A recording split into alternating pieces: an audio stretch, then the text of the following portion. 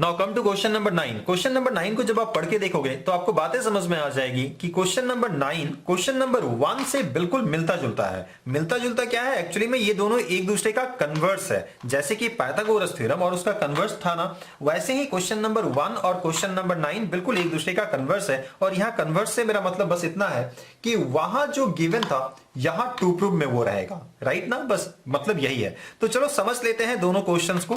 अब पहले बात कर लेते हैं क्वेश्चन नंबर 9 की। तो क्वेश्चन नंबर 9 में आप देख सकते हो गिवन ये है। इससे मेरा मतलब क्या है, यहां देख लो, this by this is equal to this by this, right, यही चीज यहां लिखी हुई है। और टू प्रूफ क्या है, angle 1 is equal to angle 2, ये आपको साबित करनी है। जबकि क्वेश्चन नंबर 1 में angle 1 is equal to angle 2 ये गिवन था और आपको ये शो करना था this by this is equal to this by this, right ना।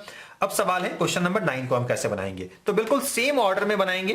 तो सबसे पहले आपको यहां एक पैरेलल लाइन ड्रॉ कर लेना है इसका, और फिर इसे एक्सटेंड कर देना है कुछ ऐसे। नाम भी कुछ दे दो, जैसे कि ABCD है तो E दे देते हैं नाम इसका, और ये मैंने पैरेलल बनाया है, राइट ना। ओके, अब क्योंकि ये दोनों पैरेलल है तो आपको याद आ रहा है क्या, थेल्स थ्योरम। थेल्स थ्योरम क्या बताता है कि अगर ये दोनों पैरेलल है तो दिस बाय क्या लिख सकते हो, दिस भी लिख सकते हो और दिस भी लिख सकते हो, is equal to this by this, ऐसा आप कुछ लिख सकते हो ना। और चाहो तो आप ये भी लिख सकते हो, यानी कि थेल्स थ्योरम और कोरोलरी ऑफ थेल्स थ्योरम की हम बात कर रहे हैं, यानी कि this by this is equal to this by this, ये सब तो आप लिख ही सकते हो ना। तो एज पर द नीड जो मन करे वो लिख लो, जिसकी जरूरत हो मतलब। तो यहां जरूरत क्या होगा ये देखो, हम सबसे पहले तो ये डिक्लेयर कर देते हैं कि ट्राइएंगल BCE में, ठीक है, यानी कि इस पूरे ट्राइएंगल में BCE में, इस ट्राइएंगल में हमारे पास क्या है देखो, तो AD is parallel to CE, this is parallel to this. तो अब हम बाय यूजिंग BPT, ठीक है, BPT को यूज करके हम क्या लिख सकते हैं, this by this is equal to this by this, right ना। तो दिस बाय दिस से मतलब क्या हो रहा है, BD by DC is equal to BA by, ठीक है, BA, ठीक है ना। तो BA बाय क्या हो जाएगा, AE हो जाएगा, तो AE लिख लेते हैं, ठीक है। अब इसे हम कंसीडर कर लेते हैं इक्वेशन 2। अब बोलोगे इक्वेशन 1 कौन सा है, तो इसे हम कंसीडर कर लेते हैं इक्वेशन 1 गिवन को ही। अब इक्वेशन 1 और इक्वेशन 2 को केयरफुली आप ऑब्जर्व करो। जब आप ऑब्जर्व करोगे तो आप साफ साफ देख पाओगे कि दोनों के जो लेफ्ट वाले हैं ना वो इक्वल ही तो है। अब क्योंकि लेफ्ट वाले इक्वल हैं तो ऑब्वियसली राइट वाले इक्वल हो जाएंगे ना। तो from equation 1 and 2 we can write, इन दोनों को मैं इक्वेट कर देता हूं, तो AB by AC is equal to, इसको लिख रहा हूं, तो BA लिखूं या AB लिखूं बात तो बराबर ही है, बाय AE लिख देता हूं। अब देखो ऊपर वाला कैंसिल आउट हो रहा है तो क्या हो जाएगा, AC is equal to AE, ठीक है ना। तो AC इज इक्वल टू आपने क्या लिखा, AE लिखा, ओके। कंफ्यूज तो नहीं हो रहे हो ना कि ये 1 बाई AC आएगा, तो अल्टीमेटली उसके बाद फिर उसका रेसिप्रोकल लोगे तो यही आएगा।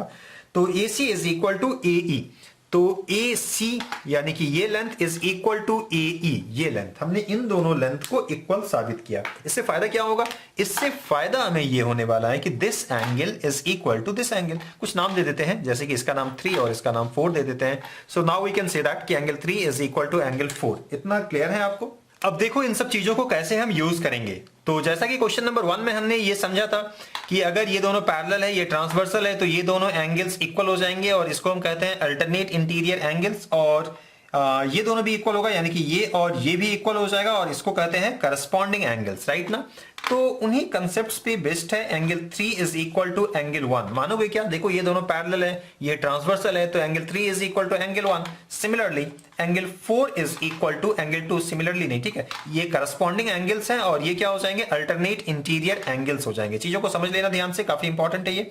तो खैर चलो जो भी है, अब मुझे बताओ कि ये स्टेटमेंट तो हमने ले आया, लेकिन उससे पहले जो ये हमने लाया था इससे हमें फायदा क्या हुआ था, इससे हमें फायदा ये हुआ था कि angle 3 is equal to angle 4 हम ये लिख सकते थे, ठीक है।